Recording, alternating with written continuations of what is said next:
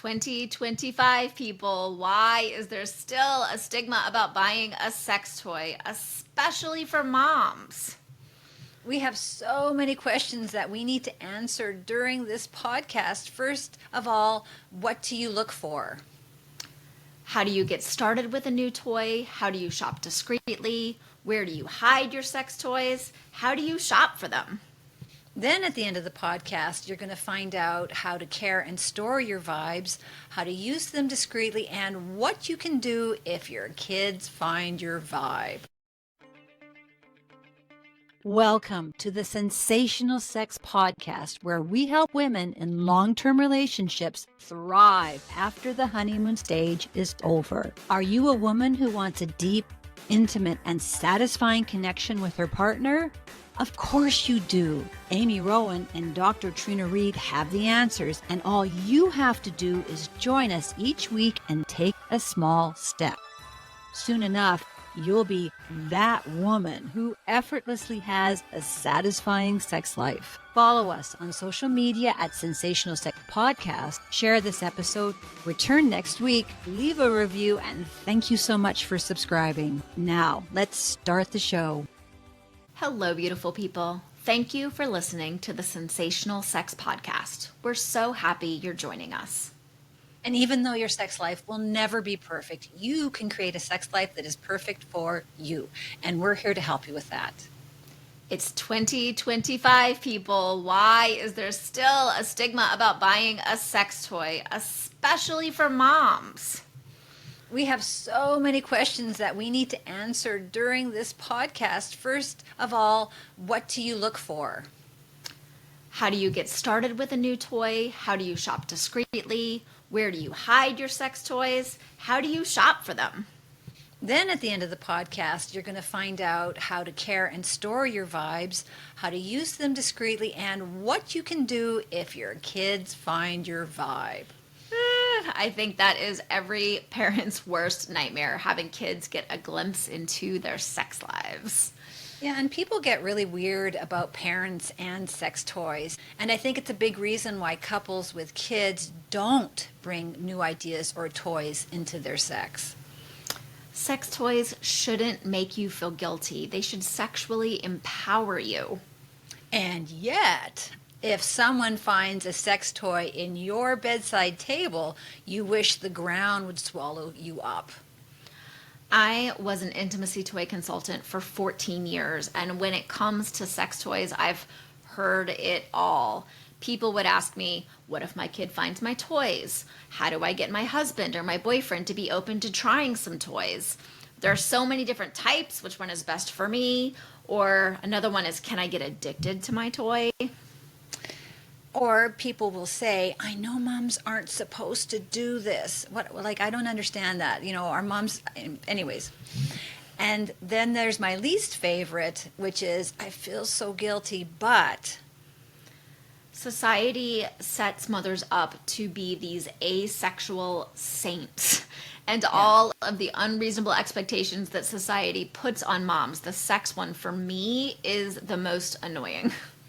Yeah, there's definitely a big disconnect that does not get discussed, that women are expected to bounce back and have sex 6 weeks post-birth, yet millions of women, after she's had a baby, loses a sense of herself, and to get back into her body's desire and arousal, she needs to reconnect with her body. But she isn't allowed to. The stigma, it hangs over her head, and she's now asexual, and so she feels shame and she feels guilt to put her pleasure first. And she is certainly not allowed to think about herself, about what she wants, and she's definitely not supposed to think about her pleasure.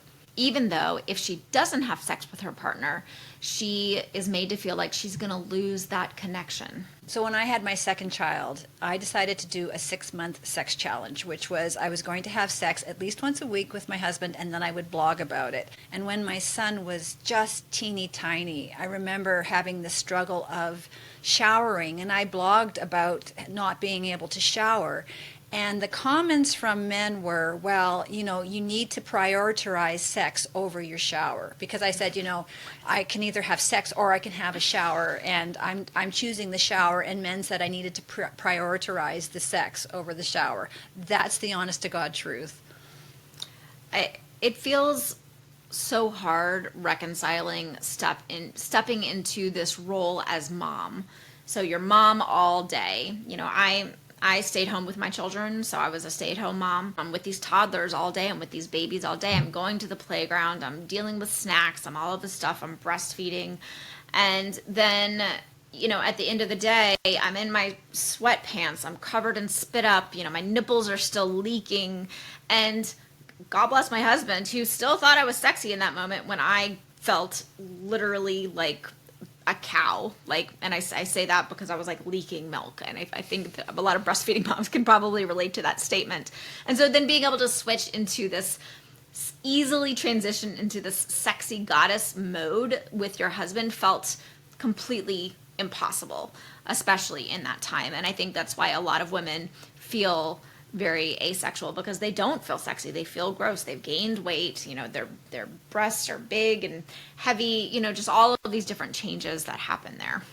But I don't think it's just her imagination, because after I had my first child, I was doing a press tour for my best-selling book, Till Sex Do Us Part, and I was dressed to do a television interview. And I was pretty snatched back after my first son was born.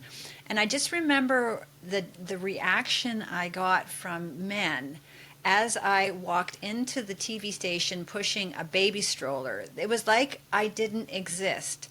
But when I got inside the station and somebody in the green room was watching my child and I was without my child, that reaction was completely different. So, and it was the first time I had ever experienced this idea of I'm asexual when I'm with my children. And when I'm not with my children, I am again seen as a sexy person. Does that make sense to you?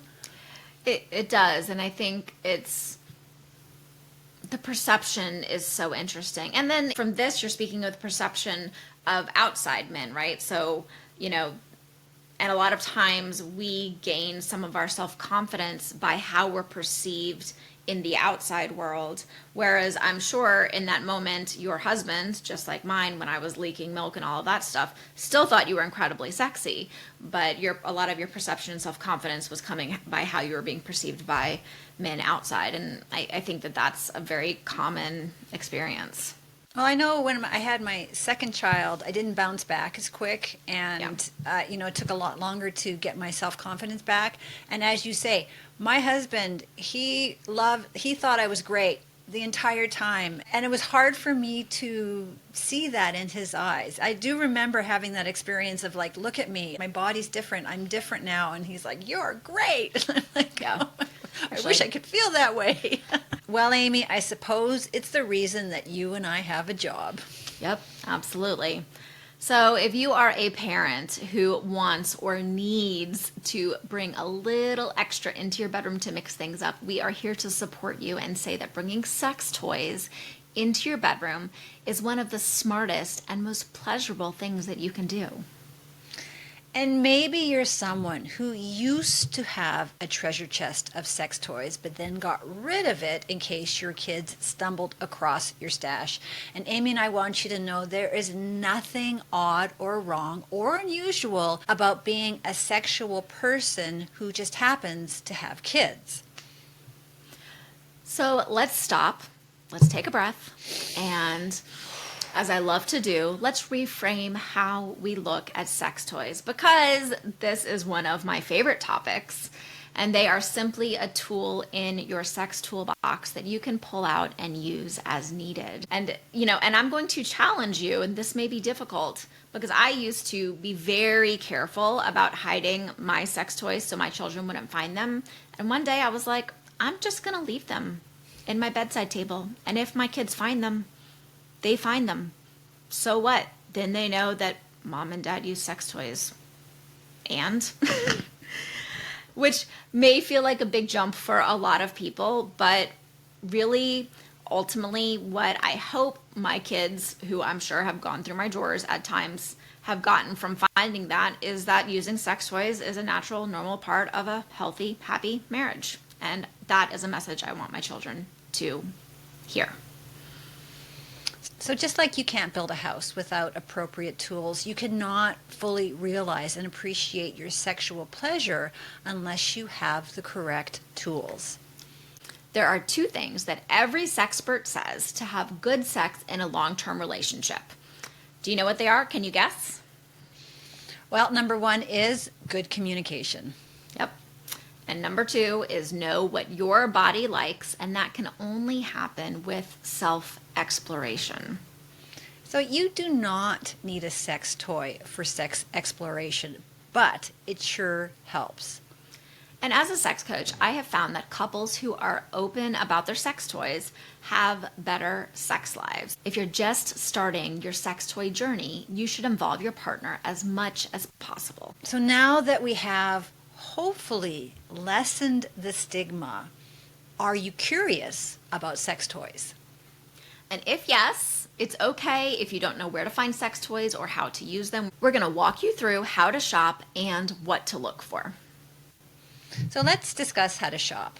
So if you've got kids who use your computer or phone, shop in your browser's incognito mode. That way, your kids won't stumble on your sex toy search history. So Amy's online suburban intimacy shop has a great selection of toys and other intimacy accessories that she has personally chosen with women and couples in mind.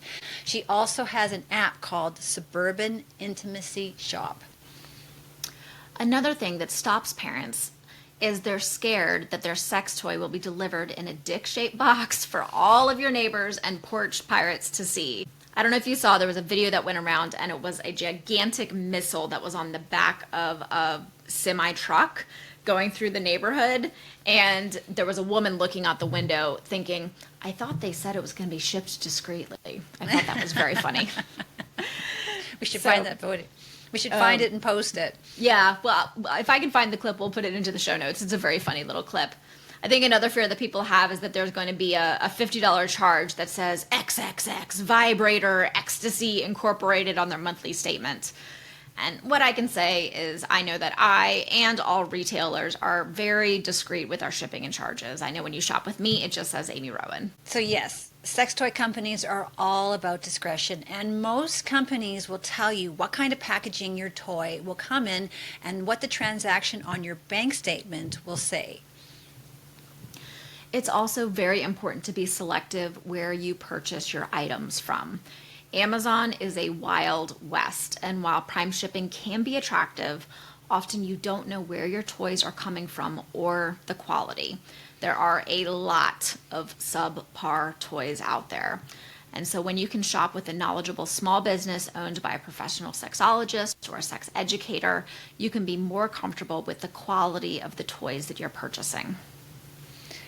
And it's also a very good idea to read the comments and reviews before you make a purchase, because it's super disappointing to get a sex toy only to discover that it's not as advertised. Been there, done that. Yeah, 100%. And if something is wrong with the product, the delivery, or even the customer service, those reviews will tell you. Look for toys with warranties. These days, a pretty standard warranty is a year, but there are some brands that have up to a 10-year warranty. And as with most things, you get what you pay for. So you might be able to find a toy for $25, but it's most likely that it's not going to work for very long, leading you to replace it and end up spending more than if you had invested a little bit more on a high-quality toy in the first place.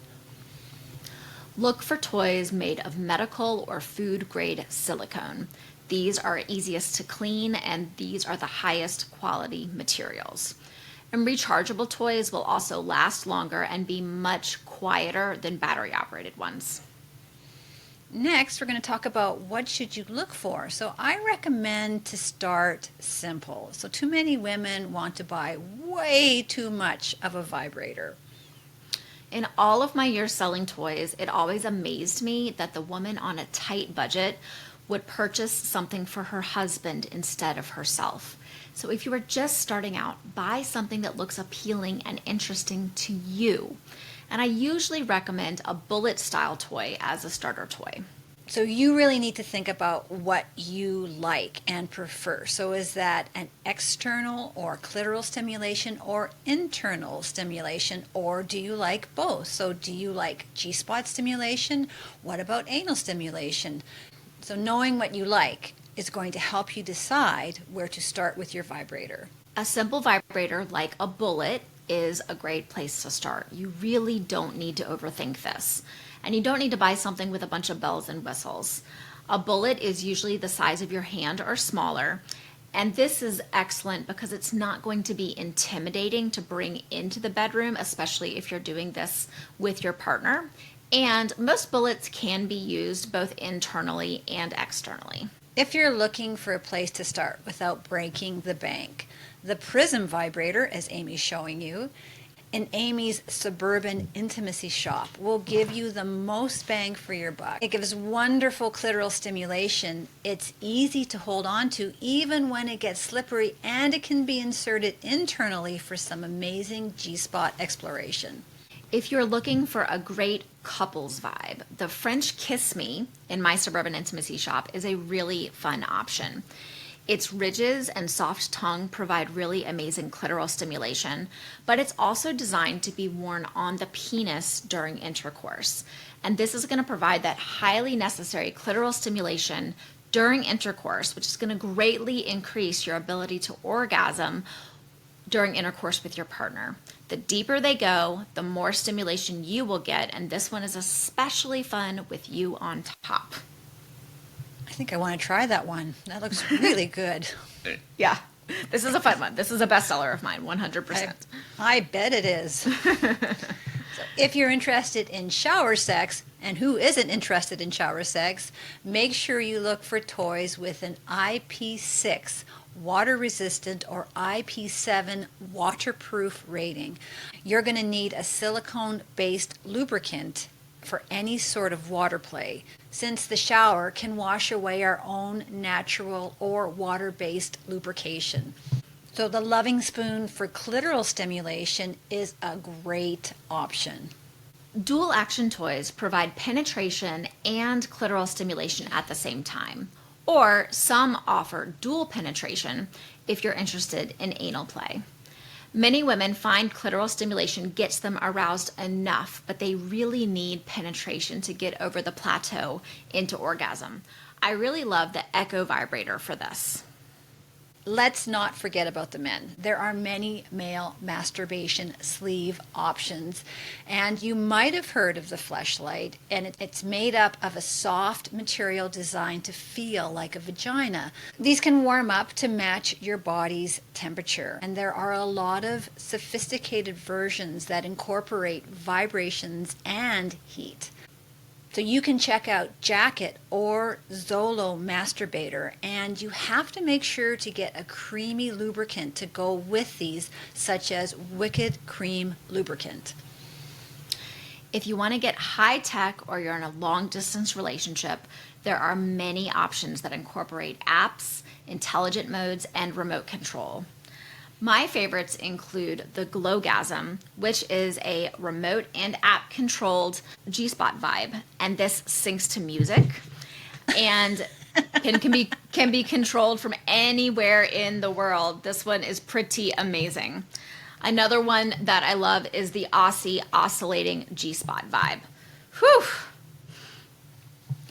There's so many vibes out there, and I understand why some people get confused about what vibe to buy. I've been on vibe stores where it's like there's like hundreds of options, and I'm like, okay, well, what's the best option for me? And I think, if you just go through and as Amy said, do you like external? Do you like internal? Like, are you trying to hit the G-spot? Like, I think having a checklist of things that you want to have is going to help you narrow down your search for a sex toy. And like we said in the beginning, especially if you're new to this, start simple. Start with the most basic toys that is going to meet your best needs, and give that a try. See what you like about it, and then that will help guide you as you move into your next sex toy purchase. Hey there, It's Amy Rowan, your suburban sexologist. If you love the Sensational Sex Podcast, you're going to love what I've got for you at Suburban Intimacy Shop, your go-to shop for all things pleasure, connection, and confidence in the bedroom. From curated intimacy products to expert advice, the Suburban Intimacy Shop is all about helping you reignite passion and feel amazing in your own skin. Whether you're looking for something playful, practical, or just plain sexy, I've got you covered. Use the code PODCAST at suburbanintimacyshop.com and receive 20% off your purchase. So, after this episode, head over to suburbanintimacyshop.com or download my app, Suburban Intimacy Shop, from your app store and treat yourself to something sensational, because great sex isn't a luxury, it's a lifestyle. And this episode's Sex IQ is: do sex toys make people more sexually satisfied? A, yes. B, no. Or C, maybe. The answer, as I think you might expect here, is A, yes. Using a cross-country convenience sample of 11,944 respondents from 6 European countries, researchers investigated the rate and factors linked to sex toy ownership and use and their associations with sexual relationship and life satisfaction. More than half of respondents owned or had owned a sex toy, with the most common sex toys being dildos and vibrators, followed by handcuffs, penis rings, and anal sex toys. Across countries, the majority of sex toy owners, 55 to 65%, reported using these either alone or with a steady partner, and a minority, 10 to 15%, reported using them with casual partners. Researchers found that sex toy ownership and use were significantly associated with higher sexual and life satisfaction, while higher relationship satisfaction was only significantly associated with currently owning a sex toy, but not a number of sex toys, and frequency of use with a partner, but not alone. Yeah, this does not at all surprise me. I feel like if you are able to bring sex toys or products or new ideas into the bedroom, you have a better communication with your partner. You've already discussed this, and you're open to the idea of bringing new ideas in. So of course they're going to be more satisfied with their life and sexuality. Yes, I think there's a baseline increased confidence for any person or couple who has tried and incorporated a sex toy. And I think the other thing that's important to note here, because a very common thing that I have heard so many years is, my boyfriend, my partner is threatened by my sex toy. He thinks he should be able to do all of it on their own. And is that still a thing? Is that still a thing, Amy? Like, is that really still a thing? It is still a thing. Wow. And I like to challenge that belief, because all that this sex toy is doing is bringing in additional enhanced pleasure, and that is going to help that couple, that is going to help that woman enjoy sex more, and a woman who is enjoying sex more is going to want more sex. So we aren't competing with the toys are not meant to compete with the husbands and boyfriends. And yes, they can do some things that husbands and boyfriends can't do, but if that husband and boyfriend is involved in giving that pleasure with the toy, enjoying, watching, participating, it is making that entire sexual experience so much more positive. And women who have good sex want more sex. Well, something we've talked about a lot on this podcast is falling into a sex rut. Mm-hmm. And when you bring new ideas in, it's going to snap you out of that sex rut. Sex toys are just an easy thing to bring in. And, if we just open this idea of, how do we want to have better sex? It's not necessarily just putting this vibrator on the woman's clitoris and her having an orgasm. You can use that vibrator in a lot of different ways on both your bodies, right? It's about exploring your bodies sensually with these products. So I think when men think about a vibrator, it's like, oh, this vibrator is going to give her a bigger, better orgasm. Well, that's not the only thing that it can do. It can do a lot of different things. Yes, and when you're going into the entire sensual experience, and again, taking it beyond just the genitals and taking it into creating an erotic playground and creating those full sensual experiences. That is the best that sex has to offer, is when you've got a whole erotic playground, you're having a really beautiful experience. And sometimes you have time for all of this, and sometimes you just need to get in a little bit faster, and that's okay. But opening up to the wide variety of pleasure that is available, again, those are the really beautiful, connective, spiritual, enormous relationship enhancing sexual experiences that are sustainable and not only that, are really just kind of building. And I just want to add a quick, if you're a busy mom and you are not in the mood for sex, but you do want to have sex, but you're just not there, Amy and I, we are giving you permission to go into the washroom or wherever, take out your Vibe and just get yourself warmed up. Just give yourself a little warm up. It's okay. And a lot of times it's necessary to get yourself moving in the right direction. And sometimes a little zap from the Vibe is going to get you on your way. And it's okay. And you should not feel shame and you should not feel guilt about this. No, I will share that there are many times when it is later in the evening and I know that we're going to be having sex and I'm kind of feeling tired, but I do want to get myself into that state. My brain may be saying, I'm kind of feeling ambivalent about it, but I know that with a little bit of time, my brain is going to go from that to yes. And so while my husband is taking a shower, pull out the Vibe, start getting the juices flowing, start moving things along so that 20 to 40 minutes of arousal time that a lot of women need, you've already kind of started to speed that up a little bit and get that blood flowing, which, and so then by the time he's out of the shower, I'm already kind of warmed up and things are feeling really good.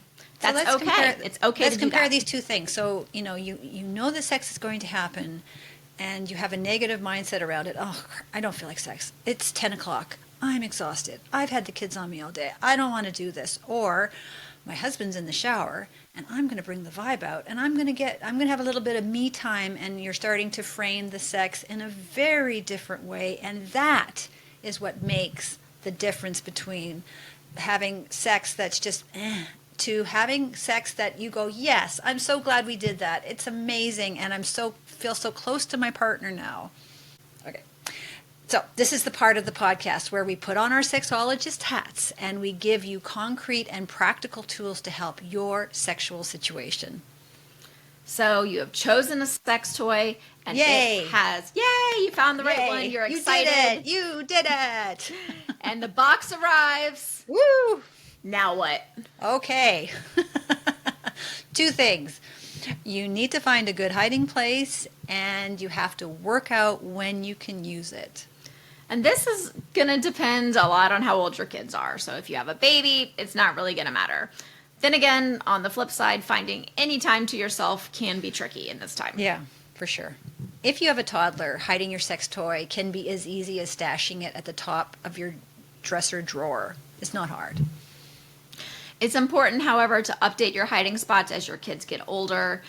You're eventually going to need a lock, even if it's just for your room. There are different toy boxes with locks that you can use. Sometimes you can store those in your closet. Yeah, because we're here to tell you, we are mothers of teens and preteens are going to snoop through your room at least once. So if you don't want them to discover your toys, you need a lockbox or a really clever hiding place in your closet. Or if you're like me, you just say, oops, you found my toy. Guess you won't go snooping through my drawers again. That's what I call natural consequences. Anyway, that said, don't let this derail you from not getting the sex toy that you want. You are not setting your kids up for years of therapy if they discover that you have a stash in your bedside table. If they do discover your toys, they won't be traumatized or scarred for life. Chances are they'll just pretend like it never happened. Or you can be like my kids and tease me about it. And you might be saying, well, Amy and I are sexologists, so everybody's going to be copacetic with the sex toy. I know it's hard to believe, but our lived experience is if you don't make it a big deal, then this becomes your kids' normal. And it's really not a big deal for your kids to know that you have a sex toy. And in fact, your kids knowing that you have a healthy sex life will also set them up to also have a happy, healthy relationship. It's really important. So for the majority of parents, it does eventually get out that you have sex toys, and that's totally normal. It is going to be an awkward conversation with your kids, but the healthiest way through this is to be as honest as you possibly can. And let's be clear. You want to try to keep your toys and sex life private. It really is none of your kids' business. No, it's not. But it will not be the end of the world if your kids stumble onto your sex toy stash. So here's a pro tip. If you're having a hard time finding some me time, go to the shower. So most vibrators are water resistant. They're not waterproof. So you can use your toy in the shower, and bonus marks, the running water masks the noise. James and I, especially when the children were younger, we would sometimes set up a floor fan in the hallway because white noise masks just about everything. Or as I've shared multiple times on this podcast, we'll turn on all of the bathroom fans in the house. We also like to play music, and it's very important to lock the door. Make sure you teach your children that a locked door means they need to knock and that parents need privacy too. And as much as you can, wait until your kids are asleep. Though I will say that is a challenge. I know my 13-year-old stays up later than we do at this point. At 11:30, we're like, go to bed. Yeah, I'm usually asleep before my kids, and my husband knows better than to wake me up, which is to say there's probably going to be some trial and error to figure out how to integrate your sex toys. But if you go into it with a positive mindset, that this is a game, this is a puzzle that you want to figure out versus a chore versus an obstacle. However, when you have small kids, sex isn't always possible because someone's got to watch them. So you can, at this time, take turns in the bedroom with your toys. And this helps partners feel like they're able to take care of each other sexually, and it helps their self-pleasure time feel more secure. So it's been my experience that people get weird when they know their partner is masturbating in the other room. I know people who've gotten divorces because their partner was masturbating without them. I'm not sure where that comes from. When you're a mom with young kids, it's so important that she gets back into her body. And so it may be necessary that she takes some solo time, not feeling guilty about it, not feeling anything other than, this is going to help her get back into being a couple and having couple sex. Does that make sense, Amy? Yes. A common thing that I hear, I've heard it recently from a couple of my clients, is that and they're clients that have low desire, low libido, and they say they don't masturbate because they are afraid that masturbating is going to take away some of their desire and it's going to reduce their libido even further, when it's actually the opposite. Yeah. So the more pleasure, the more sex you have, the more sex you want, and that includes sex with yourself. And so masturbation is going to help increase those pleasurable sensations. It's going to help your brain want more sex. And, I'll share two things here is I wouldn't say it's every week, but Sunday mornings I tend to sleep in. James likes to get up. He cleans the house. He does some different things. I don't know what he's doing. He may very well be masturbating in the basement. I'm not completely sure. But oftentimes I'm upstairs, maybe having a little solo time of my own because I know it is a completely private time that I have to have. And every once in a while, I might even text him and be like, hey, babe, I'm all warmed up. Come on up and help me out.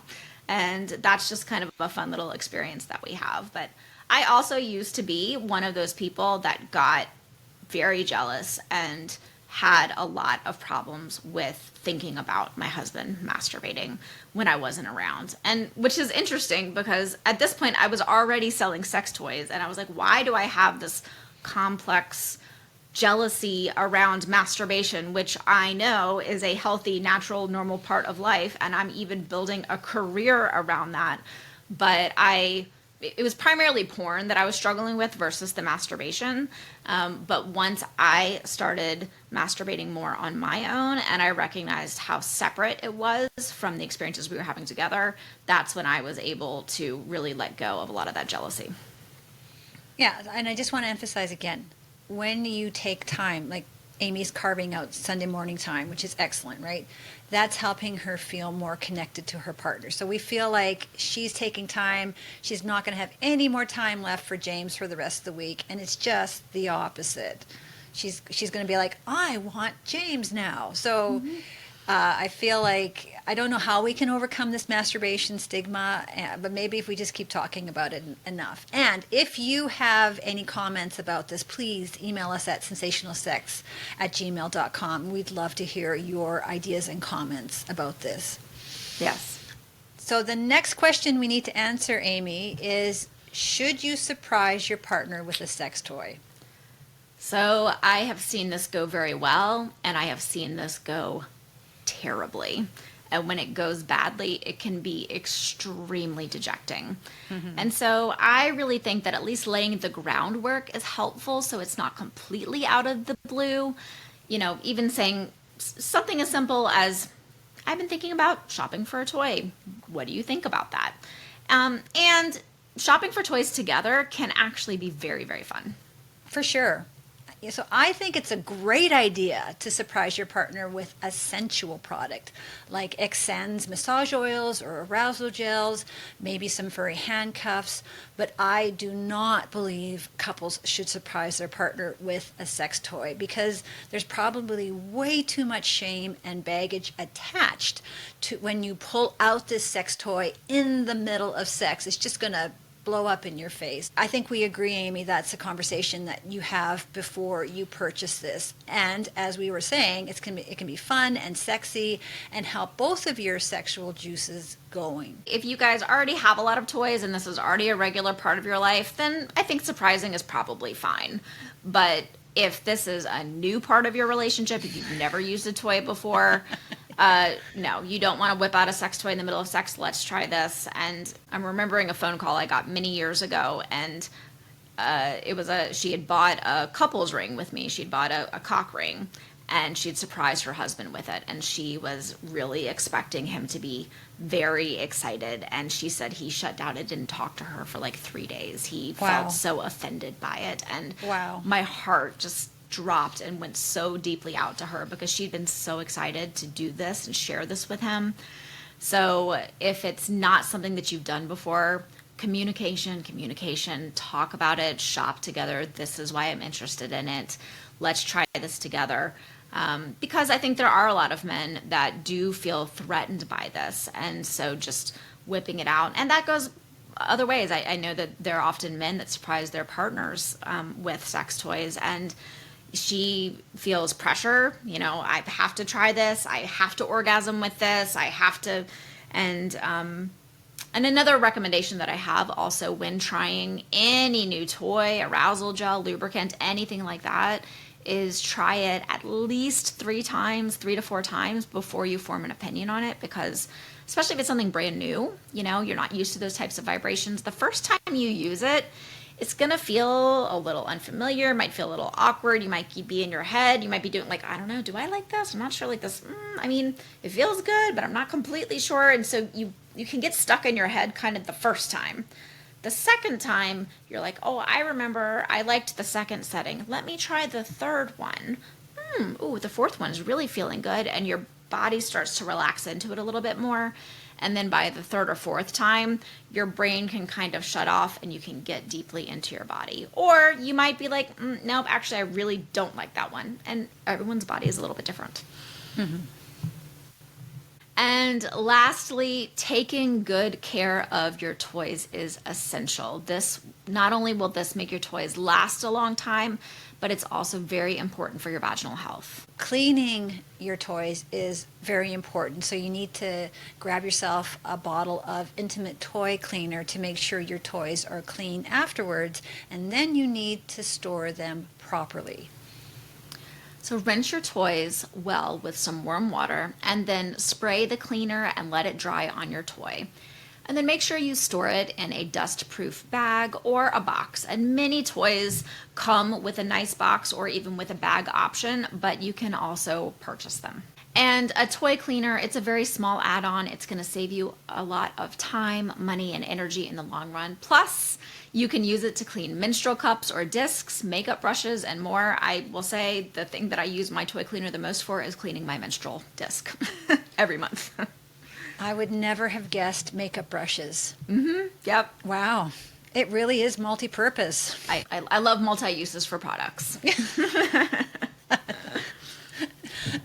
So bottom line, it's good for your partnership to mix things up. Sex products bring much needed fun into your long-term sex. And this is especially important when you have kids. You don't need to feel intimidated. There are so many toy options out there. So figure out what you want and go for it. So here's what you learned during this podcast. It's 2025, people. It's time to stop feeling ashamed about buying a sex toy. We are looking at you, moms. Sex toys are a tool to help you and your partner feel sexually empowered. You learned how to get started, how to shop discreetly, and how not to get trapped by buying too much Vibrator. And Amy gave us some really good product ideas on how you can start simple and be economical. We talked about where to store your sex toys, how to clean them, and how to use them discreetly. And what you can do if your kids find your sex toy. We had a lively debate on whether you should surprise your partner with a sex toy. And finally, we challenge you to put what you've learned from this podcast into motion. Are you interested in trying a new toy in the bedroom? Use the code PODCAST at suburbanintimacyshop.com and receive 20% off your purchase. We'll include these links and discount codes in the show notes. That's it for us. Until next time, stay sexy. On next week's episode of the Sensational Sex Podcast, most of us assume that reaching an orgasm is like crossing the finish line to sex. You might even wonder if sex is even worth it if you don't have at least one orgasmic moment. However, something we talk about a lot in this podcast, the reason so many women lose interest in sex is because of the orgasm as the goal, she comes first pressure to perform. Your body is not a machine, and it's not automatically able to produce orgasms on command. And it might seem counterintuitive, but if you want to experience more orgasms, then you need to take the focus off of having an orgasm and redirect your focus to your sensual pleasure. But what if your sex routines are already established? Switching things around can seem really impossible. It's not. And at the end of the podcast, you're going to learn 5 ways that you can redirect your focus to your sensual pleasure. Are you struggling with lack of desire, mismatched sex drives, pain, or peri- or postmenopausal shifts that affect your sex life? Are you craving more pleasure and passion in the bedroom, but you don't know where to start? At Suburban Intimacy, I offer a holistic blend of one-to-one coaching, educational workshops, online events, and curated by a sexologist intimacy products. Book a complimentary discovery call at suburbanintimacy.com. And while you're there, download your 5 free tips for sexy scheduled sex. Want to spice things up? Save 15% off your first order at suburbanintimacyshop.com with the code PODCAST15. Is good sex on your mind but not in your bedroom? Go to trinareed.com and check out my award-winning books, The Sex Course and Sex Boot Camp. While you're there, grab your free copy of Sex Boot Camp Masterclass and sign up for my Success newsletter to get weekly freebies and easy ways to help you become the juiciest, sexiest version of you.